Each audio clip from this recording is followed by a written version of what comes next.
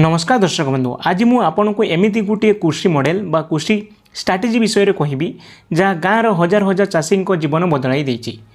ताहा होछि एक पोखरी। हाँ बंधु मैंने केवल गोटे पोखरी किंतु सही पोखरी मिलूँ 8 प्रकार आय। यह शुणी आपन को विश्वास न हो पारे किंतु आज मुझे आपन को संपूर्ण इंटीग्रेटेड फिश फार्मिंग मॉडल विषय में कहबी जो आप माछ चाष बतक पालन कदली चाष पनीपरिया चाष एवं अनेक किछि एक साथी करा जाई पारिबो। भिडियोटी को शेष पर्यंत देखंतु कारण शेष में मुझे आपन को कहबी कि किपरि गोटे एकर पोखरी लक्ष लक्ष टंका आय करें। तो हेलो हाय नमस्कार दर्शक बंधु मु विजय आपण मानक स्वागत करुच्ची आम YouTube channel Odisha job information को। तो दर्शक बंधु फास्ट ऑफ ऑल आम डिस्कसन करिया इंटीग्रेटेड फिश फार्मिंग कौन। हाँ बंधु मैंने साधारणतः लोक मैंने पोखरी केवल माछ चाष करती जेपरिक आपण किंतु ताठारु हटके किछि करिया पई आज रही प्रयास कौन रही प्रयास किंतु इंटीग्रेटेड फिश फार्मिंग रे पोखरी प्रत्येक इंच जगह को आयर उत्स करपरिक पोखरी माछ रहा पोखरी पर बतक रहा पोखरी पार्श्व कदली चाष करवा ता सहित पपीता नड़िया साग पनीपरिया चाष होगा यही गोटे जगार बहुत आय मिल। सबुठ बड़ कथा है गोटे कामर वर्ज्य अन्य कामर संपद हो जाए। गोटे कामर जो वेस्टेज बाहर ता अन्य कामर सेटा वेल्थ क्रिएशन करिवो। एही कारण खर्च कमी जाए ता सहित लाभ बढ़ी जाए। एबे चलंतु डिस्कशन करिया 6 प्रकार माछ चाष विषय रे। एबे आसनु जानिबा पोखरी केउ माछ छड़ा जाए। कटला कटला माने आपण माने जानथिबे भाकुर माछ को जाए। रुई रुई माछ आपण माने जानथिबे। मुर्गेल सिल्वर काप ग्रास काप एवं कॉमन क्रैब एही 6टी प्रकार माछ चाष विषय रे आमे गोटे पोखरी केमिति इंटीग्रेटेड फार्मिंग करें से विषय में आम डिस्कसन करूँ। यही माछ मैंने पानी भिन्न भिन्न स्तर में रही खाद्य खाते किए तल स्तर किए ऊपर स्तर रही किए मझी स्तर रही स्तर में रुहति। जेपरिक कटला कटला माने कहीदे भाकुर माछ ऊपर स्तर में पानी पिए रुई मध्य स्तर में पानी पिए और मुर्गेल एवं कॉमन कार्प माने जो सिल्वर कार्प तल भाग मुर्गेल एवं कॉमन कार्प माने जो सिल्वर कार्प तल भागरे तांकर खाद्य संग्रह करती जहाँ भी प्रोसेस तल भागरे ही करती। यह फल पोखरी संपूर्ण स्थान व्यवहार हुए। गोटे माछ अन्य माछर खाद्य सह प्रतिस्पर्धा करे ना कंपटीशन करे ना कंपटीशन करनी माने कौन लस हबार नहीं से कौन हुए उत्पादन बा आय अधिक होता है।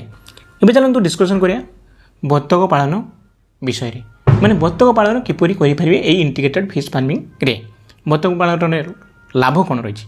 एबे आसतु बतक पालन विषय में अनेक चाषी भावती बतक कहीं दरकार। यार कारण बहुत सरल। बतक पोखरी रे पहरिबा समय पानी को ऑक्सीजन जोगाई थाए। बतकर मल माछक प्राकृतिक खाद्य हो जाए फल फीड खर्च कमी जाए ता सहित बतक अंडा बिक्री करी अलग आय मिले।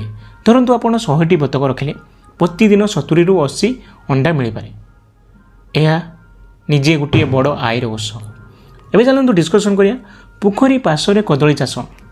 हाँ बंधु मैंने पोखरी चारिपटे थिबा जमी को खाली छाड़ू ना सेठारे कदली चाष करूँ कारण कदली गछ को पानी आवश्यकता अधिक थाए।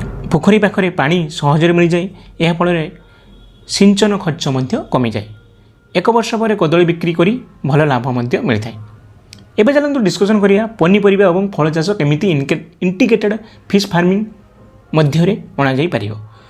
कदली सहित आपड़ पपीता लेंबू नड़िया अमृतभंडा और विभिन्न पनीपरिया चाष करें यथा लाउ कखारू झुडुंग बैगण भेंडी एटसेट्रा। यही सब फसल वर्ष सारा आय मिलता है। जदि माछर दाम कमी जाए तेबे पनीपरिया आय आसवा बढ़ी जाए। यह कहुए रिस्क मैनेजमेंट। आपड़ जदि रिस्क नौ आपन को इस्क हो आयर 8टी उत्स। एवं चलते डिस्कसन करें आयर जो 8टी उत्स विषय में कही केमी से 8टी उत्स रोचे। एवं देखो गोटे पोखरी केमी 8 प्रकार आय मिलूँ जेटा आप थंबनेल कि वीडियो देखापी आसी माछ बिक्री करूँ आप इनकम पाँच बतक अंडा बिक्री कला से आपको इनकम हो सहित बतक को बिक्री कर मांस खाऊँ लोक मैंने सेठू इनकम कर बतक बिक्री कर कदली बिक्री कर पनीपरिया बिक्री कले फल बिक्री कले ता सहित जैव खत बिक्री कले ता सहित माछ दाना बिक्री कले। यहीपरि भाव में एक ମାତ୍ର ପ୍ରୋଜେକ୍ଟରୁ ଅନେକ ପ୍ରକାର ଆୟ ମଧ୍ୟ ମିଳିଥାଏ, ଯାହାକୁ ଆମେ କହୁଛୁ ଇଣ୍ଟିଗ୍ରେଟେଡ୍ ଫିସ୍ ଫାର୍ମିଂ।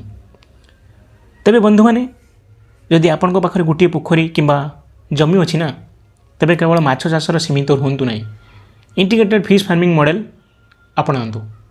କ'ଣ ମଡ଼େଲ ରହିଛି ମୁଁ ତାର ଡିଟେଲ୍ସ ଆପଣମାନଙ୍କୁ ବତେଇଦେଲି ଏହି ଭିଡ଼ିଓ ମାଧ୍ୟମରେ। ଏହା ଆପଣଙ୍କ ଆୟକୁ 2 ଗୁଣା 3 ଗୁଣା ପର୍ଯ୍ୟନ୍ତ ବଢ଼ାଇପାରେ। ତ ମନେ ରଖନ୍ତୁ, ଚାଷରେ ସଫଳତା କେବଳ ଅଧିକ ପରିଶ୍ରମ ନୁହେଁ, ବରଂ ଠିକ୍ ପ୍ଲାନିଂ, ସଠିକ୍ ମଡ଼େଲ ଲୁଚି ରହିଥାଏ। ଯଦି ଆପଣ ଠିକ୍ ଷ୍ଟ୍ରାଟେଜି